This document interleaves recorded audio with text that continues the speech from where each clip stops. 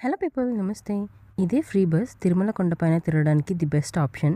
లేదంటే అక్కడ ఉన్న లోకల్ జీప్స్ అండ్ కార్స్ ఈజీగా 1 కిలోమీటర్కి 150 to 200 ఛార్జ్ చేస్తారు. మేమైతే ఫ్రీ బస్ ఎక్కి వరాహ నరసింహస్వామి టెంపుల్కి అయితే వెళ్ళిపోయాం. ఈ మధ్య యూట్యూబ్లో చాలామంది చెప్తున్నారు దట్ వెంకటేశ్వర స్వామి దర్శనం కన్నా ముందు వరాహస్వామి దర్శనం అయితే చేసుకోవాలని. కానీ ఎందుకో చెప్పట్లేదు, నేను చెప్తాను వినండి.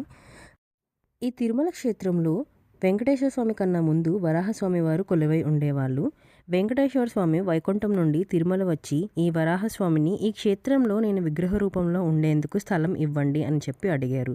అలానే వరాహస్వామిని మీరే ఈ క్షేత్రానికి అధిపతివై కోనేటి పక్కన కొలువై ఉండాలి, అలానే మా దర్శనం కన్నా ముందు భక్తులు మీ దర్శనమే చేసుకుంటారు అని ఒక రాగి పత్రం పైన రాసిచ్చారంట వెంకటేశ్వర స్వామి వరాహస్వామికి.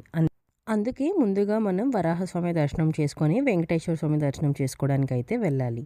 సబ్స్క్రైబ్.